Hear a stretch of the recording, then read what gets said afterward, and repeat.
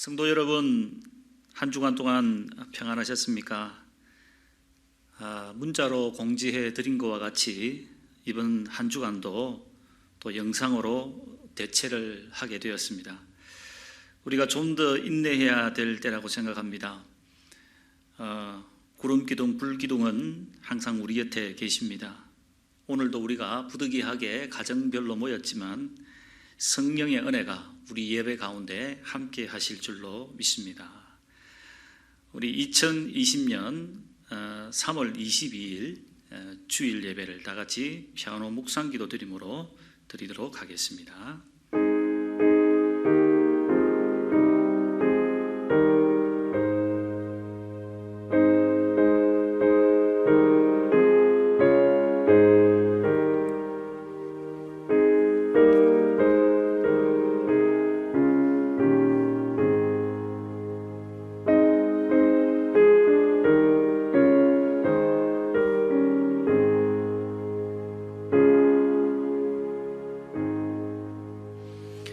오라 우리가 굽혀 경배하며 우리를 지으신 여호와 앞에 무릎을 꿇자. 그는 우리의 하나님이시요 우리는 그가 기르시는 백성이로다. 하나님은 영이시니 예배하는 자가 영과 진리로 예배할지니라. 자비로우신 우리 아버지 하나님, 지난 한 주간도 저희들을 지키시고 보호하시며 인도하시다가 이렇게 복된 예배의 자리에 불러주셔서 감사를 드립니다. 가정별로 모였으나 시공을 초월하시는 주님의 은혜가 이 시간에 함께 하시는 줄로 믿습니다. 마음과 정성을 다하여 예배 드리오니 우리와 함께하여 주시옵소서. 우리의 구주가 되시는 예수 그리스도의 이름으로 기도합니다. 아멘. 38장 찬송합니다.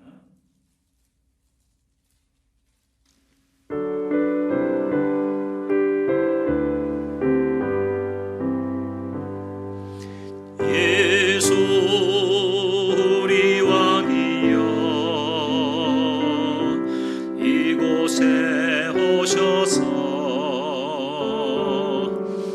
우리가 왕께 드리는 영광을 받아 주소서.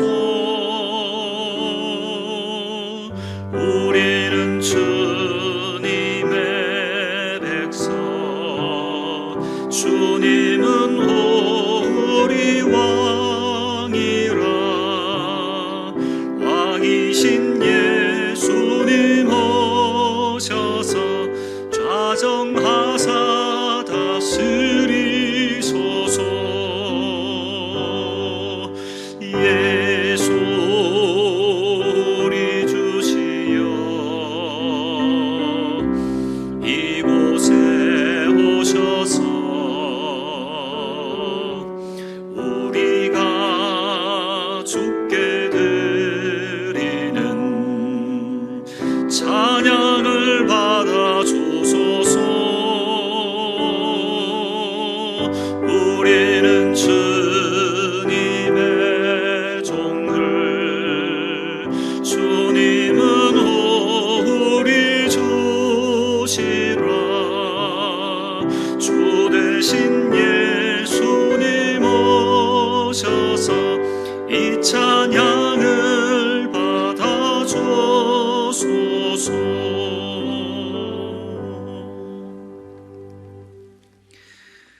다 함께 십계명을 다 같이 교독하도록 하겠습니다. 하나님이 이 모든 말씀으로 말씀하여 이르시되 나는 너를 애굽 땅 종 되었던 집에서 인도하여 낸 내 하나님 여호와니라. 제1은 너는 나 외에는 다른 신들을 내게 두지 말라. 제2는 너를 위하여 새긴 우상을 만들지 말고 또 위로 하늘에 있는 것이나 아래로 땅에 있는 것이나 땅 아래 물속에 있는 것에 어떤 형상도 만들지 말며 그것들에게 절하지 말며 그것들을 숨기지 말라.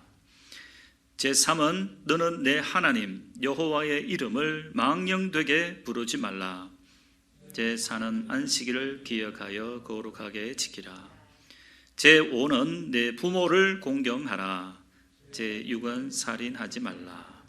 제7은 간음하지 말라. 제8은 도둑질하지 말라. 제9는 내 이웃에 대하여 거짓 증거하지 말라. 제10은 내 이웃의 집을 탐내지 말라. 아멘. 사도신경으로 신앙을 고백하겠습니다. 나는 전능하신 아버지 하나님 천지의 창조주를 믿습니다. 나는 그의 유일하신 아들 우리 주 예수 그리스도를 믿습니다. 그는 성령으로 잉태되어 동정녀 마리아에게서 나시고 본디오 빌라도에게 고난을 받아 십자가에 못 박혀 죽으시고 장사된 지 사흘 만에 죽은 자 가운데에서 다시 살아나셨으며 하늘에 오르시어 전능하신 아버지 하나님 우편에 앉아 계시다가 거기로부터 살아있는 자와 죽은 자를 심판하러 오십니다. 나는 성령을 믿으며 거룩한 공교회와 성도의 교제와 죄를 용서받는 것과 몸의 부활과 영생을 믿습니다. 아멘. 찬송가 70장 찬송합니다.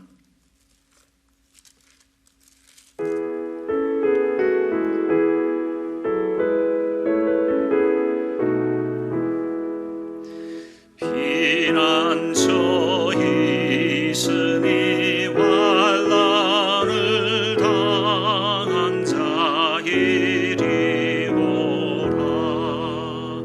넌들이 변하고 물결이 일어나 산 위에 넘치되도 어렵지 않네.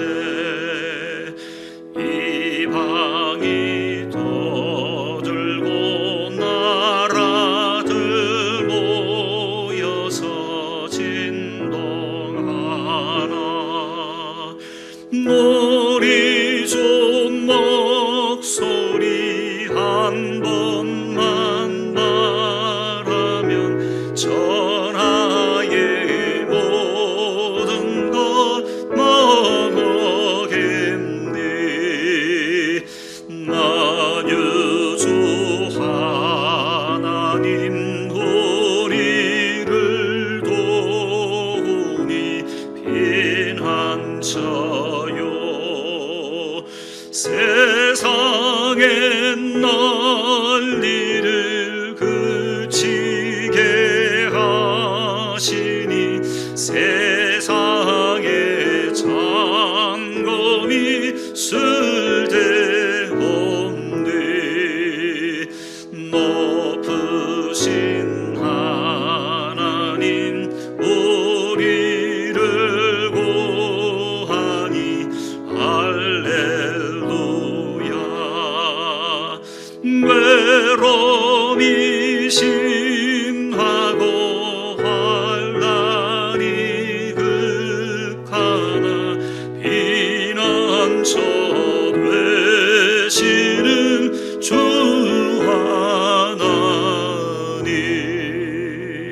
하나님. 함께 기도하겠습니다. 성부, 성자, 성령, 성삼위 하나님 앞에 오늘 이 시간에도 감사와 찬송과 존귀와 영광을 올려드립니다. 거룩하게 하루를 구별하여 주시고 또 이 하루의 온종일을 예배 가운데 믿음 가운데 드리게 하시니 감사를 드립니다.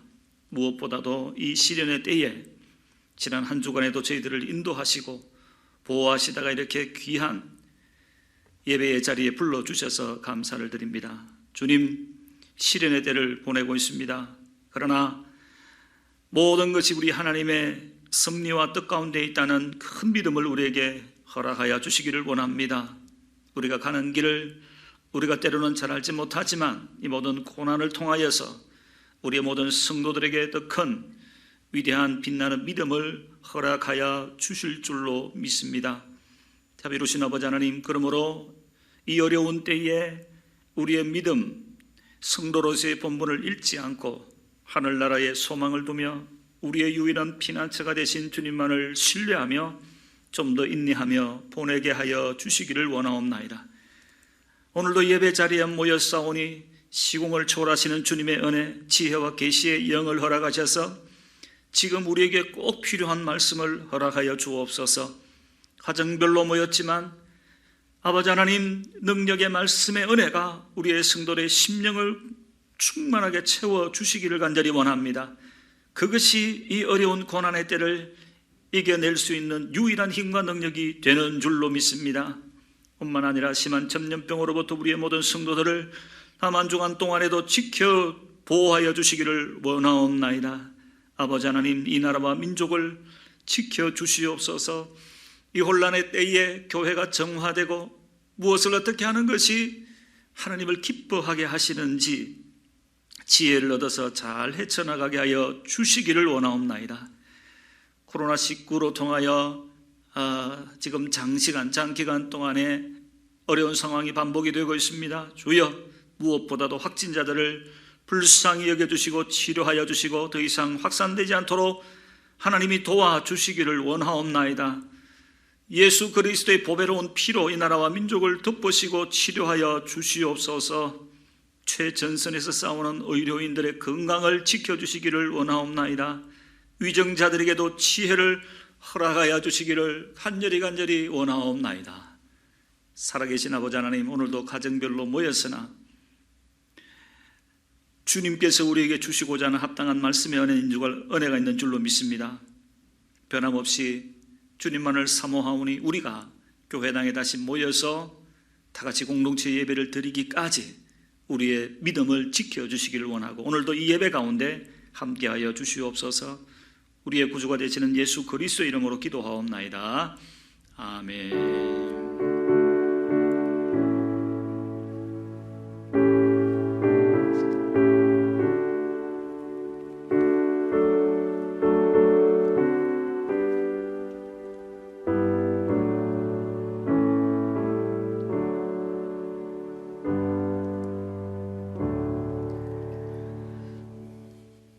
오늘 말씀은 신약 성경 128페이지 누가복음 19장입니다.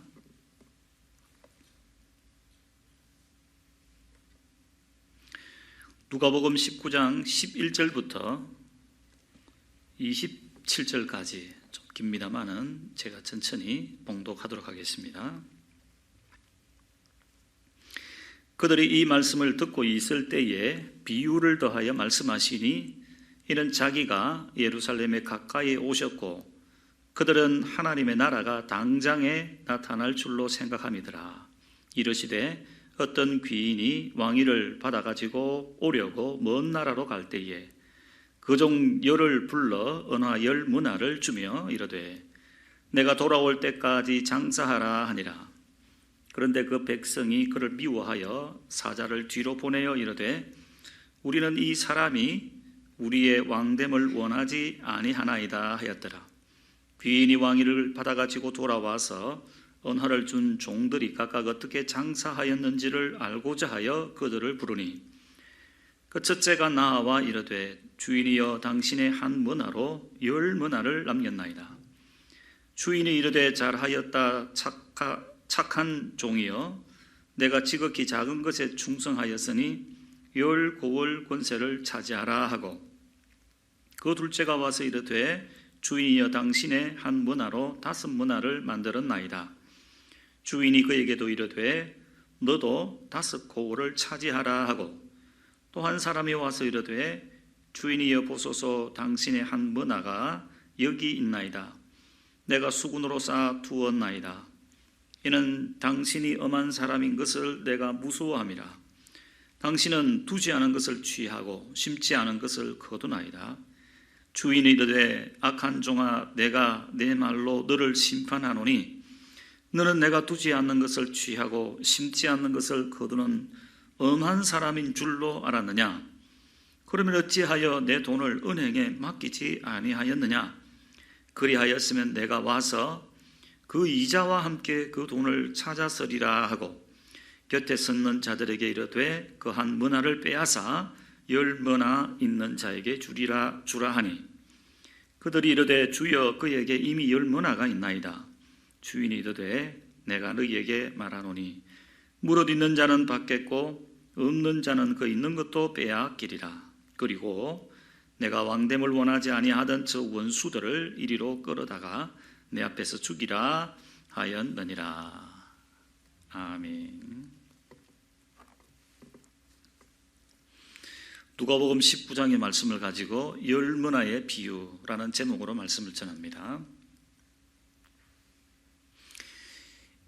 2002년 월드컵 때에 우리가 참 많이 응원했는데요. 우리가 잘 아는 박수 5번 있죠. 그리고 오 필승 코리아라고 하는 노래를 많이 불렀습니다. 놀라운 것은 외국 기자들이 기사를 쓰면서 오 필승 코리아로 적은 것이 아니라 오 피스 코리아로 적었다고 합니다. 오해를 한 거죠.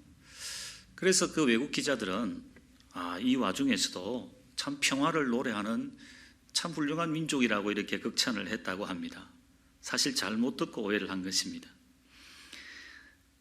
이런 일들은 우리의 삶에 자주 일어나는데요. 말하는 사람 따로 듣는 사람 따로일 때가 많습니다. 근데 필승과 피스는 두 개 다 똑같이 좋은 뜻이기 때문에 상관이 없지만은 만약 이것이 굉장히 중요한 일, 핵심적인 일을 완전히 거꾸로 오해를 한다면 정말로 큰일일 것입니다. 여러분, 오늘 본문의 얘기가 그런 얘기인데 예수님 당시에도 아주 그 중요한 하나님의 나라라는 개념을, 하나님의 나라라고 하는 개념을 잘못 이해하고 있었습니다. 사실 예수님이 이 땅에 오셔서 했던 여러 가지 사역 중을 딱 요약하면 또 핵심적인 것은 바로 하나님의 나라에 관한 것이었습니다. 마태는 천국 복음이라고 얘기했고 누가는 하나님의 나라라고 했습니다. 누가복음 8장 1절에 보면 그 후에 예수께서 각 성과 마을에 두루 다니시며 하나님의 나라를 선포하시며 그 복음을 전하실새 12제자가 함께하였고, 마태복음에서는 천국 복음 이렇게 되어 있습니다. 공생에 말씀하셨던 가장 핵심적인 내용이 하나님의 나라였습니다. 오늘 본문에 보면 이제 예수님이 예루살렘으로 올라가십니다. 십자가 사건이 임박했다는 의미죠. 죽으실 날이 얼마 남지 않았기 때문에 더더욱 하나님의 나라에 관하여서 이렇게 말씀하셨습니다. 본격적으로. 그런데 아직도 제자들은, 그리고 무리들은 이 하나님의 나라에 대한 개념을 잘못 알고 있었죠. 그래서 이 문화의 비유의 배경이 되는 것이 바로 11절의 말씀입니다. 11절 말씀을 다 같이 한번 읽어봅니다. 시작. 그들이 이 말씀을 듣고 있을 때에 비유를 더하여 말씀하시니 이는 자기가 예루살렘에 가까이 오셨고 그들은 하나님의 나라가 당장에 나타날 줄로 생각함이더라. 하나님의 나라가 당장에 나타날 줄로 생각했다는 말은 벌써 이 말씀의 뉘앙스 자체가 오해를 하고 있다는 뜻이죠. 우리가 잘 알듯이 유대인들은 정치적 메시아를 간절히 원하였습니다. 말하자면 그 메시아와 그 역할에 대해서 굉장히 오해를 하고 있었던 거죠. 자신의 눈에 보이는 이 땅에서의 현실의 문제만을 해결해 주는 메시아, 그게 정치적 메시아입니다. 그게 당장 하나님의 나라가 이룩될 줄 알았다는 개념이죠. 더 크고 더 고귀하고 더 영원한 주님의 뜻이 있었지만 그들은 자기가 해석되는 대로 예수님의 말씀 그대로 인식한 게 아니고 자기가 그냥 믿고 싶은 대로 믿었던 것이죠. 여러분, 이거는 우리도 마찬가지입니다. 여러분, 우리나라도 특별히 종교성이 대단히 많기 때문에 믿음에 대해서 얼마나 오해를 많이 하고 있는지 모르겠습니다. 믿음 안에는 하나님의 능력과 자비와 은혜가 있죠. 그러나 책임과 의무와 기다림과 희생이 있지요. 그 믿음에는 그런 양면성이 있습니다만은 우리의 종교심 때문에 우리가 급할 때에, 필요할 때에 잠깐 와서 하나님 나 도와두시고, 일반적일 때는 그냥 거기 계시고 내가 세상 살아갈 때는 내가 마음대로 살고 또 급하면 다시 하나님 부르고 이런 이상한 신앙이 되어버리는 거죠. 여러분, 그렇기 때문에 온전한 신앙이 아니기 때문에 잘할 수가 없겠죠. 여러분 수영도 그렇잖아요. 10년 동안 동네에서 개 헤엄치면 수영이 어떻게 잘합니까? 수영이란 원칙이 있는 거 아닙니까? 바른 신앙이 잘할 수밖에 없고 바르지 않는 신앙은 잘할 수가 없습니다. 그래서 나중에 되보면은 바른 신앙을 가진 사람은 굉장히 믿음에 부여하게 되고, 바르지 못한 신앙은 현저하게 빈익빈 부익부, 더 가난하게 지내게 되는 거죠. 그러니까 이 시련의 때에도 온전한 믿음을 가진 사람은 잘 이겨내고, 온전한 믿음을 가지지 못한 사람은 더 힘들어하는 겁니다. 믿음의 빈익빈 부익부 현상이 생겨나는 것입니다. 그러므로 여러분, 예수님은 이제 공생의 마지막 시간에 이 제자들과 무리들에게 하나님의 나라가 무엇인지에 대해서 이 열 문화의 비유를 통해서 가르치고자 한 것이죠. 그래서 오늘 이 본문 속에서는 하나님의 나라가 어떤 것이냐, 그 가치가 무엇이냐, 구체적으로 이 땅에서 무엇을 준비해야 되고 하나님이 요구하시는 게 뭐냐라고 하는 것이 여러분 이 비유 속에 잘 나타나 있습니다. 그래서 제가 말씀을 준비하다 보니까 분량이 좀 많아서 오늘 반 정도 전하고 또 3월 25일 수요일 반 정도 전하겠습니다. 이 설교는 시리즈이기 때문에 다음 수요일도 안 들으시면 안 되겠습니다. 자, 먼저 오늘 본문의 내용을 잠시 또 요약을 하도록 하겠습니다. 내용 자체는 굉장히 쉽습니다. 어떤 귀인이 있습니다. 왕위를 받아오려고 먼 나라로 가면서 종료를 불러서 한 문화씩을 공평하게 나눠주면서 열심히 내가 돌아올 때까지 장사하라. 그런가 하면은 또 다른 백성들은 그 사람이 왕이 되는 것을 반대해서 사절단을 만들어 방해 공작까지 펴니다. 그리고 이 귀인은 왕이 되어 다시 돌아옵니다. 그리고 문화를 나누어졌던 종들을 불러서 상황을 살펴보죠. 첫 번째 사람 10문화를 남겼습니다. 10배죠. 두 번째 사람 5문화를 남겼습니다. 이 두 사람은 굉장히 많은 칭찬을 받았습니다. 이제 문제는 세 번째 사람입니다. 그냥 수군에 곱게 쌓아두었습니다. 아무것도 안 한 거죠. 왜 그러냐고 물어보니까 주인이 엄한 사람이라서 내가 두려워서 이렇게 했다고 얘기했습니다. 주인이 화가 났죠. 그 돈을 빼앗아 가지고 10문화 있는 사람에게 그냥 주었습니다. 그리고 자기의 왕이 되는 것을 방해했던 사람들을 잡아다가 죽였다 하는 것이 오늘 본문 길게 읽었습니다만 그게 핵심적인 내용입니다. 여러분, 이 비유는 그 당시에 그 정치적 상황의 배경을 둡니다. 분봉왕 헤롯 대왕이 죽고 난 뒤에 로마 속국으로 있던 당시였기 때문에 분봉왕 헤롯 대왕이 죽고 난 뒤에 그의 아들 아르켈라우스, 이게 말이 어렵습니다. 아르켈라우스가 왕권을 인준받기 위해서 로마로 떠나게 됩니다. 책봉을 받기 위해서죠. 실제 로마로 갔습니다. 당시에 이제 로마의 속국으로 있었기 때문에 실제로 그가 로마로 갔을 때에 그를 반대하기 위하여 유대인들이 로마에 사절단도 실제 보내기도 했다고 합니다. 그러니까 우리는 그냥 단순히 오늘 본문의 10문화의 비유지만 그 당시 사람은 예수님이 이 말씀을 했을 때에 굉장히 잘 이해가 갔을 겁니다. 그 시대적 상황을 반영하고 있기 때문에. 그러면 몇몇 중요한 용어들이 무엇을 의미하는지를 살펴보겠습니다. 여기서 귀인이라는 건 예수님을 말씀합니다. 왕위를 받아가지고 오려고 먼 나라로 갔다는 것은 예수님이 이 땅에 오셔서 십자가에 못 박히시고 부활하시고 그리고 보좌 우편에 계시다가 이 땅에 다시 재림하셔서 왕의 왕으로 오시는 것, 다시 말하면 메시아로서의 그 사역, 복음 그 자체죠. 복음 그 자체.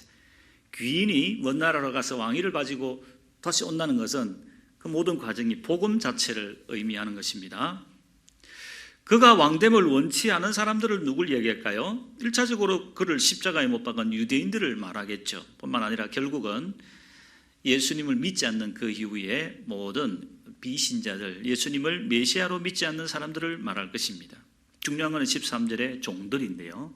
여기서 종들이라고 하는 것은 주님의 은혜로 구원을 받은 사람들, 신자들, 지금 우리라고 말할 수 있습니다. 왜냐하면 이 모든 종들은 하나님으로부터 한 문화씩의 은혜를 받았기 때문입니다. 그러므로 이 비유는 불신자들을 위해서 한 비유가 아니고 신자들을 한 비유라고 할 수 있습니다. 가장 핵심적인 것은 역시 문화죠. 문화가 뭐냐, 어떻게 해서 남겼느냐, 그 칭찬의 의미는 뭐냐, 그런 것이 이 비유의 핵심일 겁니다, 여러분. 여러분, 문화라고 하는 것은 화폐 단위입니다. 한 문화는 100드라크마, 3개월의 노동자의 임금이라고 보시면 되죠. 요즘으로 치면 얼마나 될까요? 한 600만 원에서 많으면 1000만 원, 그 사이가 안 되겠습니까? 600만 원에서 1000만 원 사이. 근데 이제 이걸 가지고 이제 사업을 하라는 얘기인데, 요즘 600만 원 이거 가지고 무슨 사업을 할 수 있을까? 저도 잘 모르겠습니다만은 그 당시에 이 돈이면 얼마든지 사업을 장사를 하고도 남을 만한 분명히 돈이라고 하는 것입니다. 제일 먼저 우리가 살펴볼 것은 역시 이 문화가 무엇을 의미하느냐는 것입니다. 한 문화씩 종들에게 공평하게 나누어졌다는 것이 이 오늘 얘기의 첫 번째 의미입니다. 한 문화씩 공평하게 나눠졌다. 다시 말하면 이 세상의 가장 값진 복음의 선물을 또는 믿음의 선물을 우리에게 공평하게 나눠주셨다. 이렇게 우리가 해석할 수 있습니다.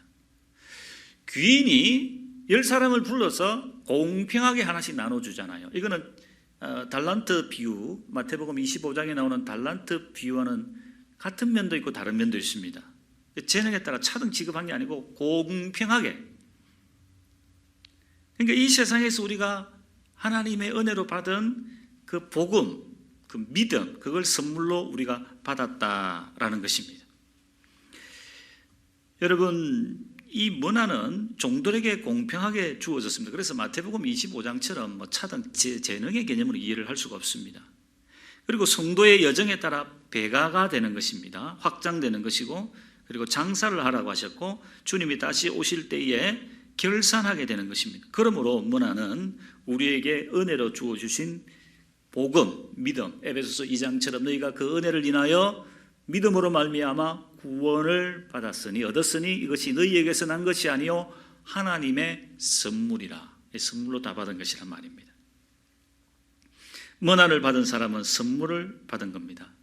어떤 경우는 전도의 사명 이렇게도 해석하는데 포괄적으로 넓게 그렇게 해석을 할 수도 있다고 봅니다만은 그거는 굉장히 이제 어떤 우리의 삶의 측면에서 적용을 하면 그렇게도 볼 수 있습니다만은 선물로 받은 우리의 믿음, 참 놀라운 게 뭐냐면 이게 돈으로 표현되어 있다는 게 참 재미있습니다. 왜냐하면 돈의 긍정적인 측면도 많죠. 여러분, 돈이 물질이라서 물질에 집착하지 말라 이렇게도 우리가 설명이 되지만 이 세상에 또 돈이 필요하잖아요. 돈이 가치가 있잖아요. 그런 것처럼 여러분, 하나님이 우리에게 주신 믿음이라고 하는 것은 세상에 돈과 같은 역할을 한다는 얘기죠. 아주 가치가 있고 필요한 것, 그만큼 가치가 있다는 거죠. 여러분, 복음과 믿음의 구원이 우리에게 얼마나 가치가 있는 것이냐 하는 것을 여러분 깨닫게 되는 성도님들이 되기를 바랍니다. 오늘 본문에 보면 이것이 자본금으로 사용이 되지 않습니까? 무슨 사업을 하려면 자본이 여러분 생명입니다. 그래서 믿음과 구원이라고 하는 것은 사업가에 있어서 마치 자본금과 같은 것입니다. 여러분, 이게 없으면 전혀 시작할 수가 없습니다. 저는 그렇게 이해를 해도 된다고 생각합니다. 신앙과 믿음은 우리의 삶의 자본금과 같은 것이다. 최소한의 은혜. 여러분, 신자들은요, 이 구원을 받은 선물을 가지고 믿음의 눈이 열려있기 때문에 최소한 인생에서 살아가야 될 건축에 있어서 큰 뼈대는 잡은 사람들입니다.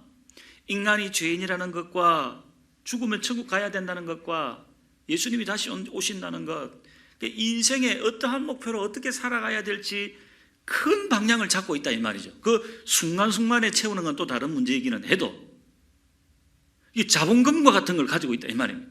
앞으로 우리가 어떻게 하기 나름인데 인생의 큰 방향을 잡고 있습니다.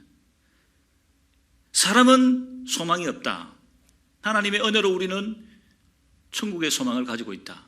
하나님의 영광을 위하여 살아야 된다. 이게 굉장히 큰 주제, 큰 방향. 이게 마치 인생의 자본금과 같은 것입니다. 여러분, 그것을 알고 있다는 것, 깨닫고 있다는 것은 놀라운 은혜인 줄로 여러분 믿습니다. 그렇지 않는 사람도 얼마나 많이 있는지 모릅니다. 그래서 인생을 다 살아가고 난 뒤에 이 산이 아니다. 인생을 이렇게 살아서는 안 된다. 대부분의 사람들이 그렇습니다. 인생에 이게 중요한 게 아니었다. 죽는 줄 알았지만 이렇게 죽는 줄 몰랐다. 인생이 이렇게 험한 줄 몰랐다. 여러분, 신자들은 매일 듣는 게 그거 아닙니까? 인생은 풀과 풀의 꽃과 같다. 하나님의 영광을 위해 살아가야 된다. 얼마나 놀라운지 모르겠습니다. 여러분, 지금 무엇을 말하고 있습니까? 우리가 그러한 선물을 받은 사람이라는 거죠. 10명만 받았다 이 말입니다. 10명만. 안 받은 사람도 있었다 이 말입니다. 10명만 그 은혜를 받았다는 거죠. 그러므로 여러분, 우리가 지금 어렵다 해도 우리는 정말 감사하는 사람이 되어야 됩니다. 어렵다 해도 우리가 하기 나름이고, 그래도 우리에게는 믿음이라는 게 있지 않습니까? 항상 사람은 최악을 생각할 줄 알아야 돼요. 그게 사람의 현실입니다. 그래도 여러분, 그래도 우리는 이런 어려운 때에 기도라는 무기를 가지고 있고, 하나님 우리를 돌봐주시리라는 믿음을 가지고 있잖아요. 항상 우리는 최악을 생각하면서 그래도 이만한 것이 얼마나 다행인지 모른다. 우리는 죄인이기 때문에 하나님이 그냥 내버려 두었다면 얼마나 비참한 인생을 살 뻔했습니까? 하나님은 이러한 어려운 때일수록 더 큰 은혜를 베푸시고 우리를 붙잡아 주시는 줄로 믿습니다. 그래서 여러분, 우리가 한 문화의 믿음을, 구원을 받은 사람으로서, 이 선물을 받은 사람으로서 이 어려운 때에 오히려 감사하는 성도님들이 되기를 바랍니다. 두 번째는 뭐냐면요, 주신 한 문화를 가지고 열심히 장사하라고 했습니다. 자, 13절 말씀 다 같이 읽어봅니다. 자, 13절 말씀 시작. 그 종 열을 불러 은 10문화를 주며 이르되 내가 돌아올 때까지 장사하라 하니라. 이 비유에서 이 개념이 굉장히 중요한 개념입니다. 자, 15절부터 17절까지 제가 읽어봅니다. 15절부터 17절. 귀인이 왕위를 받아가지고 돌아와서 은화를 준 종들이 각각 어떻게 장사하였는지를 알고자 하여, 이게 또 장사라는 말이 나오죠. 그들을 부르니 첫째가 나와 이제 10문화를 남겼습니다. 그리고 둘째가, 두 번째 사람이 5문화를 남겼습니다. 그래서 칭찬을 받았습니다. 장사를 잘 하였다고 칭찬받았습니다. 그러니까 뭐 딱 봐도 우리도 이 받은 1문화를 가지고 장사를 잘 해야 된다라는 취지로 지금 제가 말씀을 드리겠죠. 이 무엇을 의미할까요? 여러분, 더 큰 믿음을 가지도록, 우리가 믿음의 선물을 받았잖아요. 구원의 선물을 받았잖아요. 이것만 딱 가지고 있는 게 아니고 더 큰 믿음을 가지도록 장사하라 이 말입니다. 그러니까 장사가 뭡니까? 모든 대가를 지불하고 더 큰 가치를 가질 수 있도록 믿음의 사업을 하라. 이 사업이라는 개념을 여기에서 등장시키고 있는 거죠. 이게 무슨 말인가 하면, 우리가 알고 있는 이 믿음이라고 하는 것은 단순히 우리가 예수를 믿는다라는 것뿐만 아니라, 이건 하나의 자본금과 같은 거지만 그 안에는 무궁무진한 풍성함과 은혜가 있으니 자꾸 더 풍성한 이윤을 창출할 수 있도록 하라는 얘기입니다. 여러분, 장사의 개념이 오늘 도입되어 있는데요, 장사가 뭡니까 여러분? 더 큰 가치를 위하여 내가 가진 것을, 대가를 지불하는 거 아닙니까? 뭐 일종의 투자입니다. 그래서 실제로 이 한 문화를 받은 사람이, 어떤 사람은 10배, 어떤 사람은 5배를 창출하는 거 보면은 얼마든지 그러한 가능성이 있는 일이었다 이 말입니다. 그렇게 못한 사람도 있고 똑같은 조건에서 했는데 분명히 10배를 남긴 사람이 있어요. 그러면 그 사람이 특별해서가 아니라 그 자체의 상황과 그 문화의, 그 주인의 요구에 모든 상황에는 이상이 없으며 얼마든지 그런 가능성이 있는, 했다면, 부지런했다면,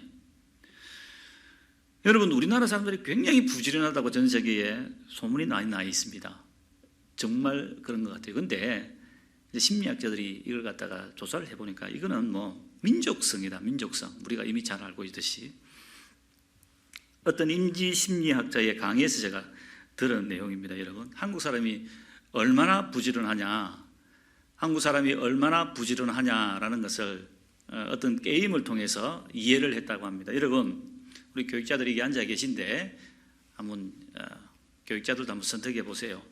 A라는 게임이 있고 B라는 게임이 있습니다. 그러면 이 두 게임 중에 어떤 것을 하겠냐는 거지. A라는 개념은 뭐냐면, A라는 게임은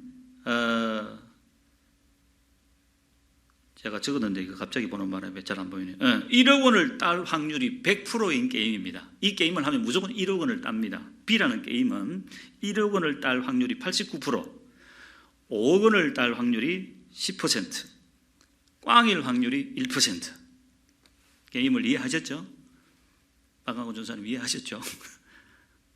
김 전사님 이해하셨죠? 다시 한번 설명합니다.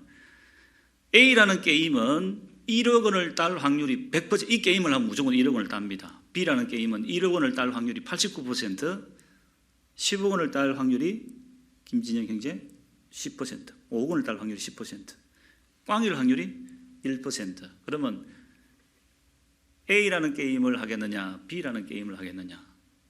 질문해 보면 전 세계 대부분의 사람들은 A라는 게임을 한다고 합니다. 유독 한국 사람은 B라는 게임을 선호한다고 합니다. 다른 안 그렇겠죠. 왜 그런가 봤더니 한국 사람은 더 많이 가져야 더 만족하는 민족이라고 합니다. 그래서 위험을 감수하고서라도, 위험을 꽝일 확률이 있잖아요. 위험을 감수하고서라도 B라는 게임을 선호하는데 더 많이 가져야 더 행복한 민족.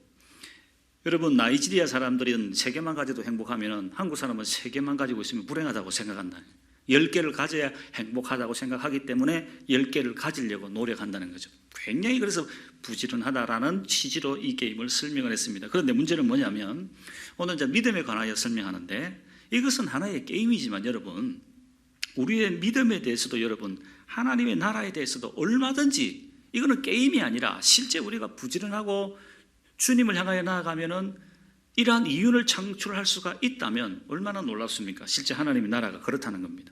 풍성한 가치를 창출할 수 있는 하나님의 나라의 특징. 그래서 마태복음 13장에 보면 씨 뿌리는 비유, 겨자씨의 비유, 누룩의 비유가 우리에게 의미하는 게 뭡니까? 그 천국 하나님의 나라의 확장성, 씨 뿌리는 비유 30배, 60배, 100배, 겨자씨의 비유, 눈에 보이지 않는 조그마한 씨앗이 자라면 5m, 6m, 그리고 모든 새가 깃들 만한 아주 큰 나무로, 그리고 누룩은 조금만 넣어도 모든 빵을 부풀게 하는 그 생명력을 가지고 있기 때문에 확장성을 가지고 있다 이 말입니다. 여러분, 그게 무엇입니까? 그게 하나님의 나라의 특징입니다. 여러분, 조금 더 설명하겠습니다. 조금 전에 말씀하신 우리가 부여받은 그 믿음이라는 것, 이게 얼마나 놀랍고 위대한 것인지, 복음, 주님이 나를 위하여 죽고 사신 것, 우리가 죽어도 살 수 있다는 부활에 관한 소망, 여러분 이게 얼마나 위대한 생명력인 줄 아십니까? 여러분, 나는 죽어도 산다라고 하는 부활의 소망만 가지고 있어도 여러분 이 땅에서 얼마나 놀랍게 살 수 있을까요? 내가 죽어도 산다, 그리고 오늘 하나님이 살아계시다, 내 기도를 들어주신다, 그분이 나를 사랑하신다, 이게 하나님 나라의 씨앗이거든요. 이게 얼마나 위대한 일을 할 수 있냐 이 말입니다. 아무리 능력 없는 사람도 10배를 살지요. 당연히 하나님 나라가 가지는 풍성한 가치 창출의 능력입니다. 단지 우리가 예수를 믿는다, 이거는 시작이고, 그 하나님의 자녀로서 하나님의 도우심을 힘입어 부활의 소망을 가지고 나의 모든 죄악을 사해 주신 하나님의 은혜에 보답하며 살며 말씀과 기도와 권능으로 삶을 살아가면 우리가 상상할 수 없는 놀라운 풍성한 삶을 살 수 있는 가능성이 우리에게 실제로 있는 줄로 믿습니다. 그게 하나님의 나라의 비밀이라 이 말입니다. 그래서 여러분, 이러한 사람이 되도록 그걸 온전히 더 충만히 완전히 더 확신하여서, 그래서 여러분 30배, 60배, 100배의 결실을 맺는 그 믿음의 열매를 맺는 사람으로, 여러분 이것은 물질이나 현실이나 가시적인 그러한 것이 아니라 그런 믿음의 분량으로 사는 사람으로, 바울처럼, 베드로처럼, 히브리서에 나오는 믿음의 선배들처럼, 여러분 지난 우리 새생명 축제 때 나왔던 이수민 교수님처럼, 그리고 백은혁 선교사님처럼 두 팔이 없지만, 앞을 볼 수가 없지만 그 믿음의 분량을 가지고 오히려 보는 사람들을 가르치고 그들에게 복음을 전가하고 그들에게 위로와 소망을 주고 오히려 두 팔이 있는 사람들에게 하나님의 은혜를 가르치는 그 믿음의 분량이 충만한 사람으로 열 문화를 남겼다는 건 바로 그러한 믿음의 삶을 얼마든지 살아갈 수가 있다. 그 믿음은 그와 같은 풍성한 가치 창출의 능력이 있다라고 말하는 것입니다. 여러분, 그러한 삶을 사는 여러분이 되길 바랍니다. 얼마든지 그럴 수 있다는 얘기죠. 안 해서 문제가 되지요. 그래서 오늘 본문이 이야기한 게 뭡니까? 그럼 믿음의 장사를 하라 이 말입니다. 믿음의 장사를 하라. 그래서 여러분, 똑같이 그 천국에 관하여 표현한 마태복음 13장에 그 천국은 마치 밭에 감추인 보화 예화가 있잖아요. 그거 보면은 이를 발견한 후에 숨겨두고 기뻐하며 돌아가서 자기 소유를 다 팔아서 그 밭을 산다. 이게 사업입니다. 사업. 이 사업의 개념이거든요. 비즈니스의 개념, 장사의 개념. 그게 또 가치가 있기 때문에 자기 소유를 다 팔아서 그걸 사야 된다는. 그리고 여러분, 마태복음 13장 46절 이하에 보면 똑같은 표현인데, 비유인데, 극히 값진 진주 하나를 발견하는 상인의 어떤 비유가 있거든요. 그래서 46절에 보면 극히 값진 진주 하나를 발견하며 가서 자기의 또 소유를 다 팔아 그 진주를 산다. 이 두 비유는 조금 차이가 납니다. 소유를 팔아서 다 산다는 것은 똑같은 개념인데, 밭에 감추인 보화는 있는 밭을 발견해서 사는 거고, 진주 표현은 자기가 그걸 찾아다니고 헤매어 발견해서 그걸 산다는 개념이 조금 다릅니다. 이게 장사의 딱 개념이죠. 그것처럼 여러분, 더 큰 믿음을 가지기 위하여 우리에 있는 모든 소유를 다 들여서 투자해서 큰 믿음, 풍성한 믿음을 가질 수 있도록 여러분, 그러한 삶을 살아라라는 것입니다. 여러분, 그게 하나님의 나라의 백성으로서 해야 될 일이고, 그게 우리 인생 가운데 해야 될 일이다. 그걸 찾아다녀야 된다. 여러분, 그걸 찾아다녀야 된다. 믿음을 찾아다녀야 된다. 어떻게 하면 더 큰 믿음의 삶을 살까? 집중하고 거기에 관심을 가지고 거기에 목표를 두고 거기에 목적을 두고, 그래서 그 믿음을 위하여 내가 대가를 지불할 수 있는, 그게 믿음의 장사입니다. 믿음의 사업. 여러분 한번 따라하겠습니다. 믿음의 장사를 하라. 믿음의 장사를 하라. 저는 텔레비전 프로그램 중에 서민갑부라는 텔레비전을 가끔 볼 때가 있습니다. 너무 재미가 있어서 봐요. 내용이 거의 동일하죠. 여러분, 서민이 너무 열심히 일을 해서 조금 이제 부자가 됐다는 얘기입니다. 근데 공통점이 있어요. 보면 서민갑부 프로그램의 공통점이 있는데 뭐냐면, 다 처음에는 미약하게 시작합니다. 이 사람들이 사업을 할 때에 그 사업을 가지고 어떻게 하면 이 사업을 잘할까? 불철주야. 딱 네 자로 줄이면 그겁니다. 불철주야. 어떻게 하면, 빵집 주인은 어떻게 하면 빵을 잘 만들 수 있을까? 빵을 잘 만들기 위해 어떻게 반죽을 하면 될까? 몇 도에서 구우면 될까?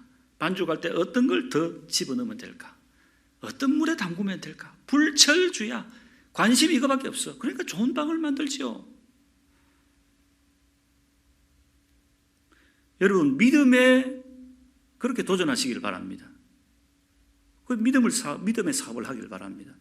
어떻게 하면 내가 더 믿음이 좋아질까? 어떻게 하면 깊은 기도를 들을 수가 있을까? 어떻게 보면 이 말씀을 전부 다 이해하고 하나님의 말씀을 가지고 내가 이 어려운 때를 살아낼까? 모든 관심이 불철주야. 불철주야. 그 서민갑부에서 나오는 그 사업의 주인공이 어떻게 하면 좋은 빵을 만들까? 어떻게 하면 좋은 상품을 만들까? 모든 생각, 이렇게 해보고 저렇게 해보고 실패를 반복하면서 결국은 좋은 상품을 만들어내어서 그렇게 부자가 되는 것처럼, 어떻게 하면 믿음이 좋아질까? 나는 믿음이 왜 자라지 않을까? 여러분, 지금 너무 놀라운 하나님 믿음의 호기를 주었지 않습니까? 여러분, 어려운 때라 이 말입니다. 이런 때에 여러분, 우리가 값으로 살 수 없는, 어렵지만 값으로 살 수 없는 믿음의 호기를 주었다는 얘기죠. 생각을 많이 해봐야 되죠. 나는 믿음이 얼마나 되나? 나는 누구를 믿고 의지하며 살았는가? 나의 신은 누구인가? 나에게는 정말로 생명력이 있는가? 이 어려운 현실, 아니 이거보다 더 어려운 현실이 오더라도 능히 이겨낼 만한 믿음이 있는가? 오늘 당장 나의 생명이 끝난다고 해도 나는 담대한가? 이 세상에 터가 움직인다고 해도 나는 능히 이겨낼 수 있는 믿음이 있는가? 늘 말씀드리지만 주님이 오실 날이 가까우면 가까울수록 더 심해질 겁니다. 여러분, 더 교회가 흔들릴 겁니다. 더 믿음이 흔들릴 겁니다. 더 엄청난 일이 닥칠지 모르겠습니다. 나는 안전한가? 나는 안전지대에 있는가? 내 믿음은 진실된 믿음인가?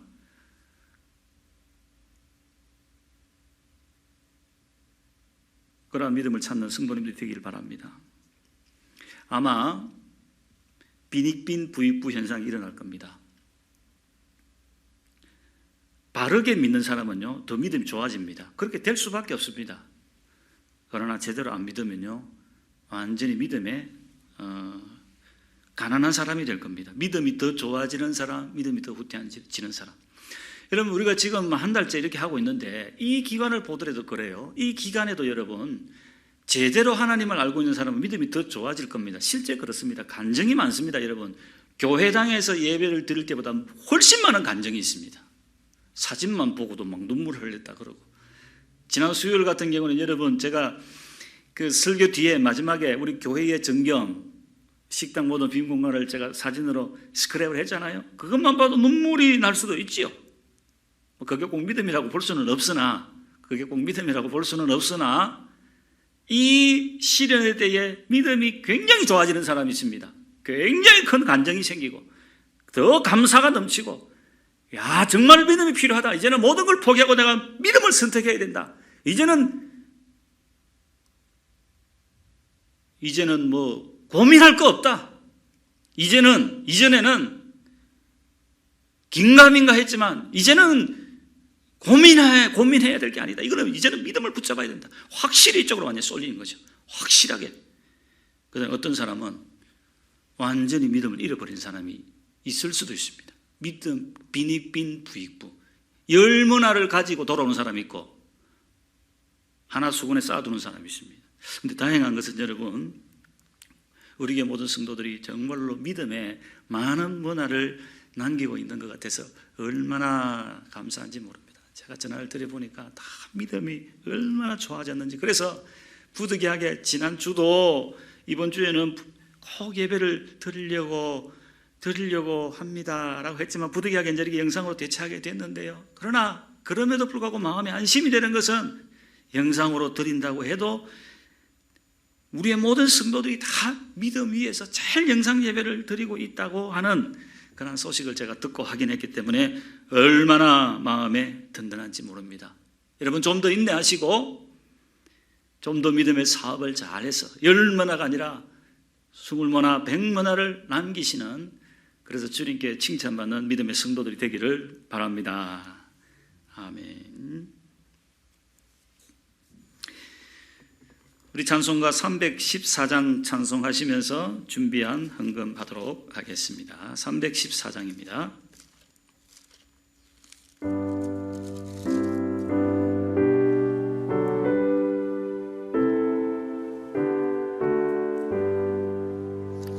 내 구주 예수를 더욱 사랑 엎드려 비는 말 들으소서. 내 진정 소원이 내 구주 예수를 더욱 사랑 더욱 사랑. 이전엔 세상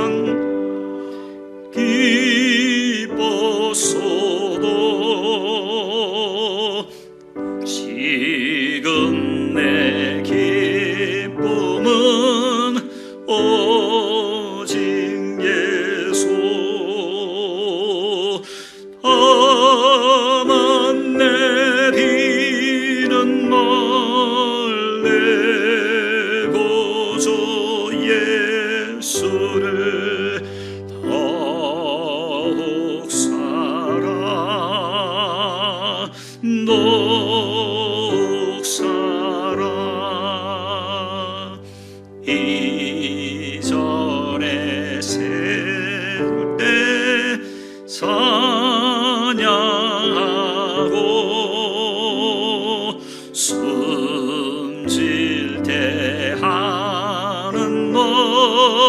버리고 실세 아만 내기는 말래고 주 예수를 더욱 사랑 더욱 사랑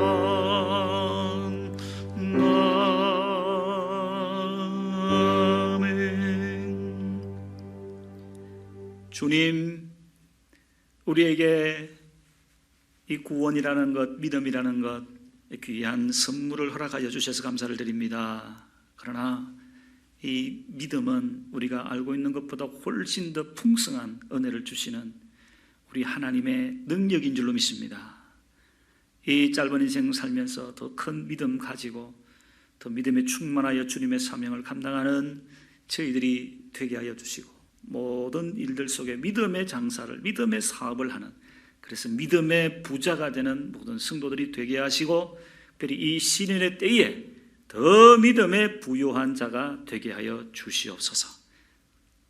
모든 것이 주께로 말미암아 싸웠고 이 시간에 주께 다만 돌려드렸을 뿐이오니, 가정별로 드린 이 모든 물질 위에 우리 하나님이 축복하여 주시기를 간절히 원합니다.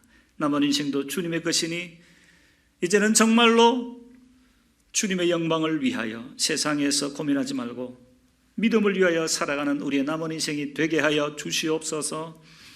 남 한 주간도 주님의 은혜 가운데 우리를 지켜주시고, 특별히 질고 가운데 있는 우리의 모든 성도를 불쌍히 여겨 주옵소서. 어르신 날에 건강히 아버지 하나님 약하여 지지 아니하도록 특별히 보호하여 주시고 함께하여 주시기를 원하옵나이다. 어려운 경제적 상황 가운데 있는 성도들도 참으로 많습니다. 주여 불쌍히 여기시고 협력하여 선을 이루어 주시기를 원하옵나이다. 아버지 하나님, 모든 전염병으로부터 다음 한 주간 또 저희들을 지키시고 보존하여 주시기를 간절히 원합니다. 좀 더 인내하며 이 시련에 대해 더욱더 믿음에 부유한 자들이 다 되어서 감사하며 찬송을 올려드리는 각 가정들이 되게 하여 주시옵소서. 오늘도 우리에게 은혜를 주시는 하나님께 감사를 드리며 우리의 구주가 되시는 예수 그리스도의 이름으로 기도하옵나이다. 이제는 우리 구주 예수 그리스도의 은혜와 우리 하나님 아버지의 사랑과 성령의 교통하심이 우리에게 은혜로 주신 이 믿음, 구원의 은혜를 가지고 더 큰 능력 있는 삶을 살기를 원하는 모든 성도들 위해, 다음 한 주간 위에 영원토록 함께 하실지어다. 아멘.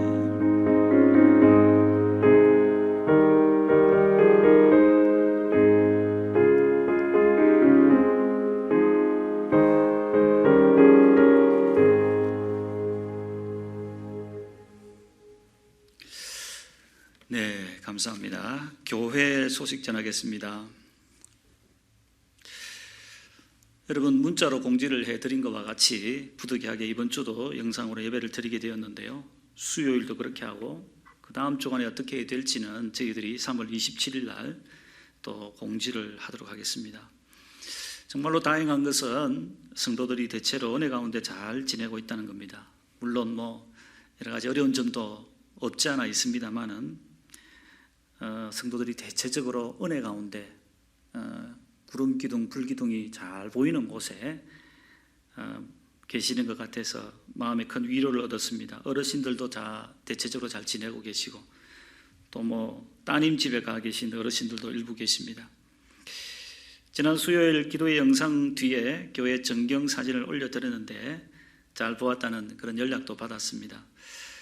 성도들이 정말로 서로 잘 지내는지 많이 궁금하실 텐데, 이런 기회에 서로 연락을 주고받으면서 서로 격려하면 좋겠다는 생각이 듭니다.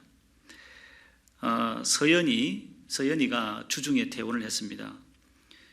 오랫동안 입원을 해 있었잖아요. 2월 2일 날 입원해가지고 좀 고생을 많이 했습니다. 그래서 기도하고 계속 우리가 중보하고 했습니다.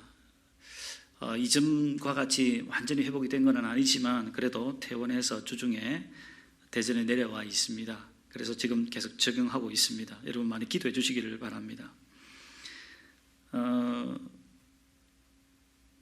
지난 2월 말에도 저희 교회가 전체적으로 완전히 방역을 했고 금요일 오후에 다시 새롭게 완전히 두 번째 방역을 했습니다. 한 가지 좀 이렇게 안타까운 것은 우리 자영업을 하시는 우리의 모든 성도님들이 그리고 이제 코로나 때문에 우리나라 경제적 상황이 뭐 여러 가지 어렵습니다. 그래서 그 상황과 맞물려서 특히 자영업을 하고 또 우리 직장 생활 가운데 경제적 어려움을 겪는 우리 성도들이 제법 있습니다. 여러분 그런 분들을 위해서 꼭 여러분이 기도해 주시기를 부탁드립니다. 오늘 생일 맞으신 분 자막으로 나갑니다. 신남희, 김덕연, 엄기준, 백은혜, 조진숙, 정주희, 송상미, 이근혜 우리 한 주간 동안 이분들을 위해서 축복해 주시기를 부탁을 드리겠습니다. 오늘은 마지막으로 교육자들이 단위에 올라와서 인사를 드리겠습니다. 저야 뭐 일주일에 2번씩 보시겠지만 우리 부교육자들은 어떻게 지냈는지 궁금하실 것 같아서 오늘은 교육자들과 같이 인사를 드리도록 하겠습니다. 잘 지내고 있습니다. 여러분 성도 여러분 한 주간 평안하시고 위생관리에 만전을 기해 주시고 수요일 저녁에 다시 뵙도록 하겠습니다. 자, 우리 차렷 경례.